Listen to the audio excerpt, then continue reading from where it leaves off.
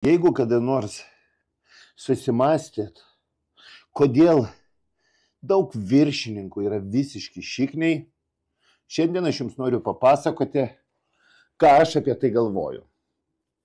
Iš tikrųjų, visą savo gyvenimą man jau taip nutiko, kad ne tik konsultuoju kitas įmonės, bet ir turiu įvairias savo veiklas. Pirmą kartą aš supratau, kad daugelis viršininkų yra šikniai. Tuomet, kai man buvo gal kokie 25 metai, 26 metai. Buvau pakankamai jaunas vadovas, turėjau nemažą komandą ir kažkodėl gyvenau iliuzijoje, kad esu žiauriai fainas vadovas.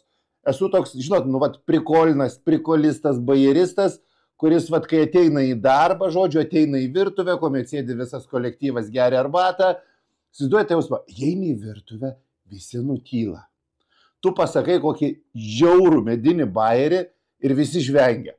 Žinot, kokius porą metų aš literaliai tikėjau, kad esu žiauriai juokingas ir kad sugebu prajuokinti visą kolektyvą.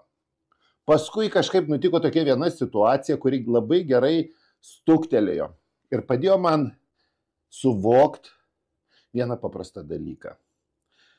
Kad visgi kolektyvas man atėjus į virtuvę nutildavo ir juokdavosi iš mano medinių kvailų bukų vairių. Ne dėl to, kad aš toks fainas ir aš toks juokingas, o tik dėl to, kad aš fucking viršininkas. Ir greičiausiai ne pats fainiausias buvau, būdamas kokių 25, gal 26 metų. Kai esi jaunas, esi nepatyręs, pridarai daug klaidų. Ir galiu drąsiai prisipažinti, kad aš greičiausiai visą gyvenimą, būdamas vadovu, ne tik sugebėjau padaryti turbūt beveik visas įmanomas klaidas kaip vadovas, bet greičiausiai dar ir nenustoju jų toliau daryti. Nors galiu drąsiai pripažinti, kad tikrai aktyviai mokinuosi ir klaidų skaičius turbūt, aš tikiuosi, kad sumažėjo. Taigi šiandien panalizuokim, kodėl iš tikrųjų didelė dalis vadovų yra tokie šikniai. Ir ką daryti, kad tokių vadovų netapti. Prieš keletą metų susidūriau su vienu jaunu vadovu, kuriam irgi, kaip ir man kažkada jaunystėje, jam dar nebuvo 30 metų. Aš jį pažinojau šiek tiek iš anksčiau. Jisai pas mane kažkada konsultavosi ir tikrai jaunas, perspektyvus, įdomus vaikinas, ruošėsi savo naujai karjerai. Keletą metų aš jį, kai sutikau, jisai jau buvo vadovas, jau keletą metų dirbo vadovu. Jisai man labai stipriai priminė mane jaunystėje. Esminis momentas, kuris labai dažnai užknisa visus, tai yra vadovo įsivaizdavimas, kad jisai viską žino, vadovo įsivaizdavimas, kad jisai gali patarti bet kurioje situacijoje ir kad jo patarimai yra patys geriausi. Ir tas vadovas, apie kurį aš jums pasakoju, elgėsi lygiai taip pat. Žinot, ateidavo į darbą net vyresniems, labiau patyrusiems kolegom, į bet kokią situaciją sakydavo, žinot, aš tai pavyzdžiui darau šitaip. Ir jūs pastebėjote turbūt ne vieną kartą, kad yra daug tokių vadovų, kurie ilgai būdami vadovais staiga pasijaučia viso gyvenimo ekspertai. Beje, norėčiau įvesti vieną tradiciją į visus savo video. Norėčiau įdėti stiprų perspėjimą.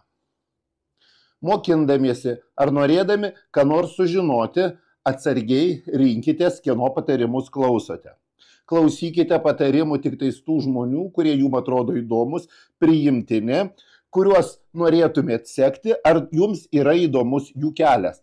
Taip pat įsidėmėkite, kad mano duodami patarimai yra super subjektyvus, ateinantis tik iš mano asmeninės patirties ir tai yra tik tais mano asmeninė nuomonė, kuri galioja nedaugiau kaip 1 metrą aplink mane ir keičiantis situacijai bei mano patirčiai, mano nuomonė, bei mano patirtis, bei mano patarimai gali keistis. Taigi, jeigu norite kažką išmokti, mokinkitės ne iš vieno guru, ne iš vieno mokytojo, ne iš vieno fucking patarėjo, bet pasistengkite susirinkti informaciją, kaip galima iš daugiau žmonių.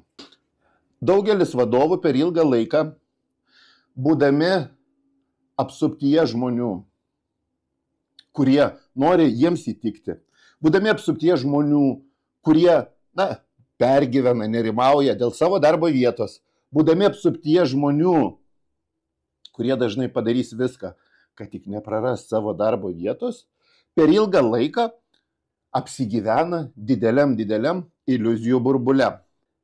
Kuo ilgiau tu būni apsuptas žmonių, kurie priklauso nuo tavęs, ir kuo daugiau žmonių priklauso nuo tavęs, tuo didesnė tikimybė, kad tavo burbulas turi labai tvirtas sienas.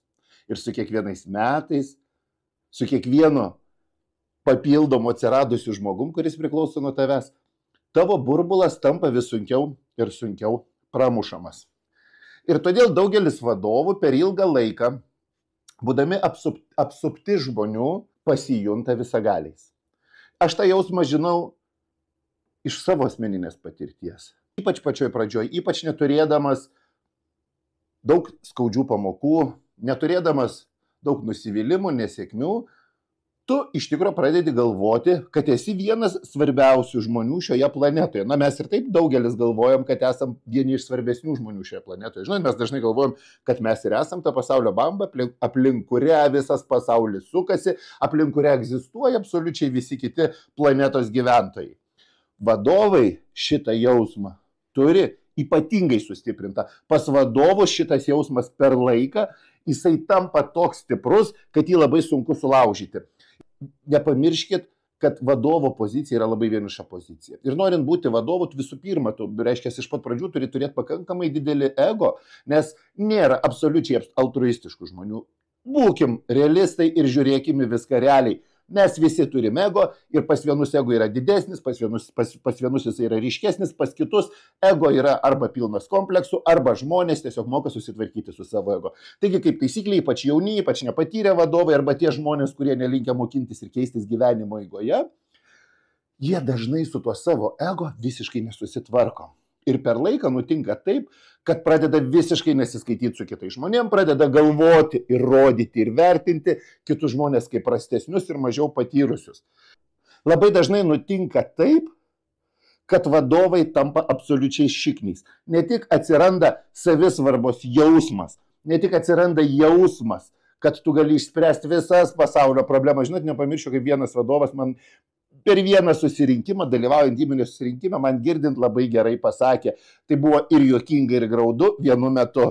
Sako, žiūrėkit, chebryte, mes visi žiauriai apsišikom, bet aš viską sutvarkysiu.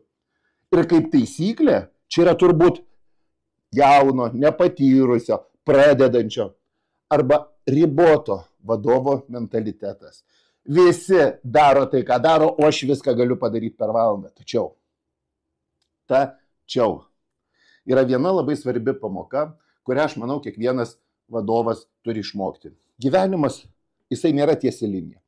Ir mažai žmonių pažįstu, kurie nenutrūkstamai arba kyla į viršų, arba nenutrūkstamai gyvena tik vienoj tiesioj linijoje. Didžioji dalis žmonių, ypač vadovų, ypač ekspresyvių žmonių, ypač žmonių einančių sudėtingesniais keliais, savo gyvenimo turi kaip amerikietiškus kalnelius arba kaip šokinėjimą ant batuto. Ir todėl labai dažnai, nesiskaitant su tai žmonėm, kuriuos tu sutinki būdamas aukščiau už juos, būtent šitas nesiskaitimas gali atnešti labai skaudžias pasiekmes gyvenime. Nes žinot, kaip sakydavo mano senelis, kildamas į viršų, su sutiktais žmonėm, elkis gražiai ir pagarbiai, nes krisdamas žemyn, juos vėl sutiksi. Lygiai taip pat ir veikloje, versle, lygiai taip pat būnant vadovu. Būk atsargus, kaip elgiesi su žmonėm. Ne tik dėl to, kad tu juos paskui vėliau gali sutikti visai kitokioje situacijoje, bet ir dėl to, kad tu turi suvokti, kad tavo darbas nėra būti aukščiau už kitus. Tavo darbas, kaip jau esu anksčiau minėjęs, štai šiame video, tavo darbas kaip vadovai yra būti didžiausiu tarnu. Taigi, ką mes galime padaryti, ypač tie, kurie norite tapti vadovais, kurie esate vadovais, arba kurie nori sukurti savo veiklas, nori sukurti savo verslą. Ką mes galime padaryti, kad šių dalykų nenutiktų? Pirmas dalykas, kurį aš manau kiekvienas iš mūsų turi padaryti, kiekvienas iš mūsų tas, kuris siekia vadovo karjeros, kuris siekia savo verslo, kuris nori vadovauti žmonėm, kuris nori kažką sukurti. Aš manau, kaip galima dažniau mes turime atsidurti aplinkoj, kurioje ne mes esam vadovai. Būti tarp žmonių, būti veikloje, kurioje ne tu vadovauji. Tai yra užklasinė papildoma veikla, sportas gali būti bet koks hobis, bet yra labai sveika atsidurti toje aplinkoje, kur yra kažkas gudresnis, kažkas stipresnis už tave, kur yra kažkas, kas vadovauja, bet ne tu. Antras dalykas, kurį labai svarbu daryti, tai yra ugdyti savo emocinį intelektą ir empatiją. Labai dažnai būnant vadovu, vadovai užmiršta, kad žmonės nėra tik tais įrankis. Vadovai užmiršta, kad žmonės nėra lengvai pakeičiamas daiktas. Ir ugdyti emocinį intelektą, gebėjimą įsijaust, suprast. Ypač jeigu vadovai turi daug žmonių po savimi, žmonės tampa tik skaičiais. Kuo daugiau žmonių turi, tuo daugiau tie žmonės tampa tik skaičiais ir mažiau asmenybėm. Todėl ugdyti gebėjimą suprast, užjaust, atjaust, pažint žmogų yra vienas iš svarbiausių vadovo įgūdžių. Kitas dalykas, kurį labai svarbu daryti, tai yra ugdyti gebėjimą užsičiaupti ir klausytis. Kai mes tylim ir kai mes klausom, nutinka stebuklingi dalykai. Mes galim išgirsti kažką kitko, ne tik savo mintis, ne tik savo ego, ne tik savo balsą ir ne tik savo žodžius. Todėl kiekvienam iš jūsų aš noriu palinkėti. Būkite žemiški, būkite žmogiški vadovai. Ugdykite savyje žmogiškas savybės. Ugdykite savyje gebėjimą kartais nusižeminti ir suprasti kitus. Ugdykite savyje gebėjimą kartais nusižeminti ir nežinoti. Šitaip jūs galite pasiekti žymiai geresnius santykius su savo kolegomis. Ir šitaip jūs galite tapti žymiai stipresniais vadovais. Taigi, ačiū Jums už dėmesį ir mes susitiksime greitai.